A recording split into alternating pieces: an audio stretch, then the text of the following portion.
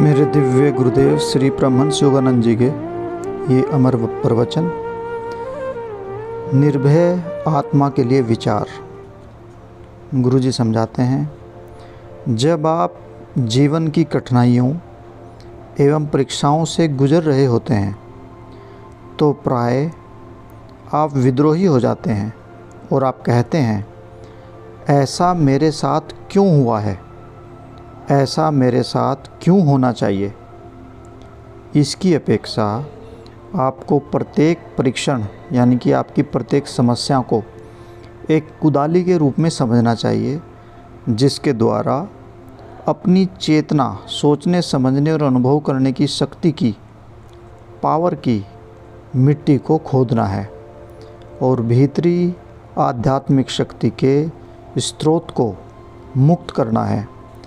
प्रत्येक समस्या, प्रत्येक परीक्षण को उस शक्ति को प्रकट करना चाहिए जो आपके भीतर ईश्वर के प्रतिबिंब में बनी स्वयं ईश्वर की आत्मा, उनकी संतान होने के कारण आप में छिपी है। हमारी समस्याएं, हमारे परीक्षण हमें नष्ट करने के लिए नहीं हैं, न ही हमें परेशान करने के लिए और न ही दुख देने के लिए। केवल वे ही जो कायर हैं और जो अपने भीतर ईश्वर की सर्व परिपूर्ण छवि को स्वीकार नहीं करते, विद्रोही हो जाते हैं और अपने परीक्षणों, अपनी समस्याओं के सामने आत्मसमर्पण कर देते हैं, जैसे कि वो परीक्षण अजय विनाशकारी शक्तियाँ हों। आप किसी भी समस्या को, किसी भी परेशानी को हमेशा रहने वाली विनाशकारी शक्ति न समझें। आप ईश्वर की संतान हैं, आपको भय किस बात का। किसी भी स्थिति में भय को अपने मन व इच्छा शक्ति पर नियंत्रण मत करने दें। जब कभी भय लगे तो उसका सामना कीजिए, इसके बाहरी कारण को हटाने का प्रयास कीजिए। जिस वजह से आपको भय लगता है, उन कारणों को ढूंढिए, अपने मन को सुदृढ़ बनाइए, जिससे कि भय से उबर सकें, डर से बाहर आ सकें। ध्यान और ईश्वर समागम द्वारा, ध्यान तथा ध्यान में ईश्वर की अनुभूति के द्वारा आत्मा की अनंत शक्ति का सतत रूप से संवर्धन कीजिए। आत्मा की शक्ति को हमेशा बढ़ाइए और समस्त कठिनाइयों में इस शक्ति को उपयोग में लाइए, जो है ईश्वर के संपर्क के द्वारा महान शक्ति, शांति और आनंद की उपस्थिति। आपकी परेशानी से बाहर निकलने का कोई न कोई मार्ग सदैव है, और यदि आप इसके विषय में केवल चिंता करने की अपेक्षा स्पष्ट रूप से सोचने का समय निकालें कि अपनी चिंता के कारण से किस प्रकार छुटकारा पाया जाए, तो आप एक सिद्ध पुरुष बन जाएंगे, एक शक्तिशाली पुरुष बन जाएंगे। जीवन की चक्की में पिसने की अपेक्षा, दुखों को अनुभव करने की अपेक्षा, आपको जीवन के चक्र को क्यों नहीं घुमा देना चाहिए। सदैव प्रतिज्ञापन करें, मुझे कुछ भी आहत नहीं कर सकता, मुझे कुछ भी परेशान नहीं कर सकता, मुझे कुछ भी बेचैन नहीं कर सकता। अपने मन को इतना शक्तिशाली बनाइए कि बार बार दोहराइए, मुझे कुछ भी बेचैन नहीं कर सकता। अनुभव करें कि आप सर्वोत्तम व्यक्ति, जितने उत्तम, सबसे शक्तिशाली व्यक्ति, जितने ही आप शक्तिशाली व्यक्ति हैं, जितना कोई और हो सकता है। आपको अपने आप में और अधिक विश्वास अवश्य रखना चाहिए। वह व्यक्ति जो अपनी निजी आत्मा की दिव्यता में, अपनी अनंतता में, अपने सच्चे स्वभाव में विश्वास रखता है और जो ईश्वर के प्रति प्रेम तथा उनकी सर्वशक्तिमानता में विश्वास रखता है, जो व्यक्ति जानता है कि वो और ईश्वर दोनों एक हैं, और हमेशा और सदैव एक हैं। ये विचार शीघ्रता से दुखों से मुक्ति पा लेते हैं। ये विचार जब मन को दिए जाते हैं तो मन शीघ्रता से दुखों से मुक्ति पा लेता है। विश्वास का प्रकाश उसकी चेतना को नश्वर सीमितताओं के अंधियारे क्षेत्र से अमरता के साम्राज्य में ले जाता है। विश्वास रखिए कि आप सर्वशक्तिमान ईश्वर की अमर संतान और स्वयं अनंत दिव्य शांति और परम आनंद से युक्त आप दिव्य शेर हैं, सिंह हैं। विश्वास का अर्थ यह ज्ञान और दृढ़ निश्चय है कि हम ईश्वर के बने हुए हैं। हमारा एक एक रक्त का कण, एक एक अनुभव ईश्वर के द्वारा ही बना है। जब हम अपने भीतर में उनकी चेतना के साथ अंतर संपर्क में होते हैं, यानी कि मन ही मन, जब हम ईश्वर को याद करते हैं, उनके आनंद को अनुभव करते हैं, तो हम संसारों की रचना कर सकते हैं। स्मरण रखिए, याद रखिए, आपकी इच्छा शक्ति में ईश्वर की सर्वशक्तिमान शक्ति निहित है। भय और चिंता के लिए व्यवहारिक विषहर, यानी कि भय और चिंता को दूर करने के विचार।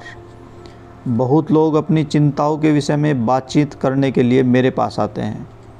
मैं उनसे शांतिपूर्वक बैठने, ध्यान करने और प्रार्थना करने तथा भीतर में शांति अनुभव करने के उपरांत उन वैकल्पिक उपायों के विषय में सोचने का निवेदन करता हूँ, जिनके द्वारा समस्या का समाधान निकाला जा सकता है और समस्या को हटाया जा सकता है। जब मन ईश्वर में शांत होता है, दोबारा फिर सुने, जब मन ईश्वर में शांत होता है और जब ईश्वर में विश्वास पक्का होता है, तो वे अपनी समस्या का समाधान प्राप्त कर लेते हैं। केवल समस्याओं की उपेक्षा करने से, केवल समस्याओं को भूल जाने से उनका समाधान नहीं निकलेगा और न ही उनके विषय में चिंता करने से उनका समाधान निकलेगा। जब तक ध्यान करें, तब तक ईश्वर से प्रार्थना करें, तब तक ईश्वर में उनके दिव्य शांति और आनंद को अनुभव करते जाएं, जब तक कि आप शांति नहीं पा लेते। फिर अपने मन को उस समस्या पर लगाएं और ईश्वर की सहायता गहनतापूर्वक प्रार्थना के साथ करें। ईश्वर से सहायता मांगे, गहनपूर्वक प्रार्थना करते हुए समस्या पर एकाग्र हों और चिंता से अत्यधिक तनावग्रस्त हुए बिना चिंता के द्वारा बहुत ज़्यादा परेशान हुए बिना आप 100% समाधान प्राप्त कर लेंगे। सिर्फ समस्याओं को सोचते मत रहिए, ईश्वर से प्रेम करें, ईश्वर से मार्गदर्शन मांगें और आप पाएंगे कि आपको समस्या का समाधान किसी एक विचार के द्वारा आपको प्राप्त हो चुका है। स्मरण रखें, याद रखें, बैठना और भीतर से शांति अनुभव होने तक ईश्वर पर ध्यान करें। मन के लाखों तर्कों की अपेक्षा ये महानतम है। फिर ईश्वर से कहें, जब आपको आंतरिक रूप से शांति अनुभव हो, हे प्रभु, मैं अरबों भिन्न भिन्न विचार सोचकर भी अकेला अपनी समस्या का समाधान नहीं कर सकता, परंतु मैं इसे आपके हाथों में रखकर पहले आपका मार्गदर्शन मांगकर तत्पश्चात संभव समाधान के लिए विभिन्न पहलुओं से सोचकर इसे हल करना चाहता हूँ। ईश्वर उनकी सहायता अवश्य करते हैं जो अपनी सहायता स्वयं करते हैं। अपनी सहायता स्वयं कैसे करें? पहले ईश्वर पर ध्यान करें और शांत हो जाएं, और फिर ईश्वर से सहायता मांगें, उनका मार्गदर्शन मांगें। ध्यान में ईश्वर से प्रार्थना करने के उपरांत जब आपका मन शांत और विश्वास से भरा होता है, तब आप अपनी समस्याओं के अनेक उत्तर देख सकने में सक्षम होते हैं। और क्योंकि आपका मन शांत होता है, आप सर्वोत्तम समाधान चुनने योग्य भी तभी होते हैं। उस समाधान का पालन करें और आपको सफलता मिलेगी। यह अपने दैनिक जीवन के धर्म के विज्ञान को लागू करना है। भय एक घातक आकर्षक विकसित करता है, जिसके द्वारा यह भय उत्पन्न करने वाली वस्तु को ठीक वैसे ही अपनी ओर आकर्षित कर लेता है जैसे कि चुंबक लोहे के टुकड़ों को आकर्षित कर लेती है, और इस प्रकार हमारे दुखों को और बढ़ा देती है। भय हमारे शारीरिक कष्ट और मानसिक वेदनाओं को 100 गुना तेज कर देता है और बढ़ा देता है, और यह हृदय तथा तंत्रिका तंत्र तथा मस्तिष्क के लिए घातक है।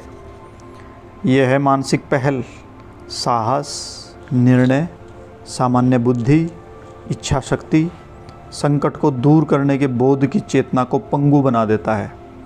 भय प्रबल कल्पना और भावना को दूषित करता है। उनके माध्यम से अवचेतन मन को ऐसा प्रभावित कर सकता है कि सचेतन मन में स्वैच्छिक प्रयासों का पूर्णतः परास्त होना तय है। भय आपके उस स्वाभाविक आत्मविश्वास के सर्वशक्तिमान बल को ढकते हुए अंतर्ज्ञान पर एक पर्दा डाल देता है, जो सर्वविजयी आत्मा के अंतर्ज्ञानात्मक ढंग से निकलता है। जब आपको चोट की संभावना लगे तो आप अपनी चेतना की सर्वोत्त उत्पादक आंतरिक मशीन का मानसिक भय से गला न घोंट दे, अपितु अपने भय का प्रयोग अपनी चेतना की आंतरिक मशीन को कुशलतापूर्वक एक ऐसा मानसिक यंत्र उत्पन्न करने में एक उत्प्रेरक के रूप में करें जो भय के कारण को तत्क्षण हटा दे। भय से बचने के ये इतने सारे मानसिक उपकरण हैं कि इनका निर्माण चेतना की यानी कि सोचने, समझने और अनुभव करने की सर्वपूरक मशीन में व्यक्ति की विशिष्ट एवं असाधारण आवश्यकताओं के अनुसार विवेक रूप से करना पड़ता है। अतः जब आप संकट अथवा किसी हानिकारक अनुभव से भयभीत हों तो आलसी होकर न बैठे रहें, शांतिपूर्वक कुछ उपाय करें, तेज़ी से कुछ करें, परंतु अपनी इच्छा शक्ति और निर्णय की सारी शक्तियों को जुटाते हुए कुछ न कुछ जरूर करें। इच्छा शक्ति वह भाप अथवा प्रेरक शक्ति है जो कार्यकलाप की मशीन को चलाती है। साहस पर एकाग्र होकर भीतर से भय को उखाड़ दें। असफलता और बीमारी का भय ऐसे विचारों को पलटकर सोचते समझते हुए मन में तब तक रखने में विकसित होता है जब तक कि वे अवचेतन मन में, आपकी मेमोरी में, आपकी याददाश्त में और अंततः अधिचेतन मन में जड़ें नहीं जमा लेते। इसलिए असफलता और बीमारी के भय को मन से निकाल दें। तत्पश्चात अधिचेतन रूप से, पूर्ण रूप से जगे हुए और अवचेतन रूप में जमा पड़ा भय यानी कि आपकी मेमोरी में, याददाश्त में पहले से पड़े हुए भय को अंकुरित न होने दें। सचेतन मन को भय के उन पौधों से भर देता है जिन्हें नष्ट करना इतना सरल नहीं होता जितना सरल मूल विचार को नष्ट करना हो सकता है। अतः इन पौधों पर, मानसिक पौधों पर, विचारों पर अंततः विषैले मृत्यु का सौदा करने वाले फल लगते हैं।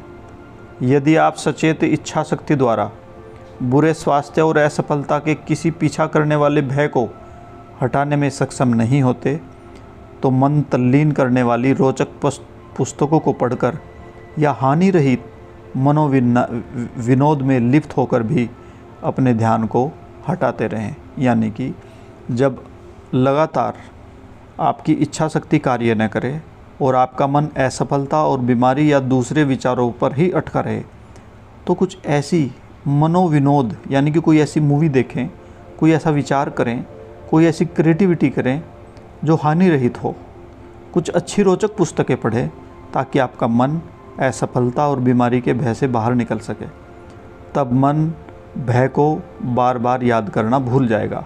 यहाँ पे गुरुजी समझा रहे हैं मनोविनोद यानी कि जहाँ पे आपका मन तल्लीन हो जाए, ऐसा कोई कार्य करें, ऐसा कुछ करें कि आपके मन में आ रहे बार बार भय के विचारों से दूर आपको हटाया जा सके। फिर अपने मन को विभिन्न मानसिक उपकरणों के फावड़े को हाथ में लेने के लिए तैयार करें और दैनिक जीवन की भूमि में असफलता और रोग के मूल कारणों को उखाड़ फेंकें। यानी कि बार बार जिस वस्तु से आपको भय लगता है उसको मन से निकालने के लिए अपने आप को किसी न किसी बातों पे, किसी न किसी विचारों में, दूसरे विचारों में इंगेज करें। और जब आपका मन उस भय से बाहर निकल आए फिर आप तैयार हो जाएं उस भय या समस्याओं को जड़ से उखाड़ फेंकने के लिए। साहस पर शक्तिशाली एकाग्रता द्वारा, यानी कि आपके अंदर जो साहस है उस पर एकाग्र हों तथा भीतर में ईश्वर की संपूर्ण शक्ति की ओर अपनी चेतना को मोड़कर, यानी कि पूर्ण रूप से परमात्मा से प्रार्थना करते हुए उन्हें भीतर से उखाड़ फेंके। किसको उखाड़ फेंके? अपने भय के विचारों को।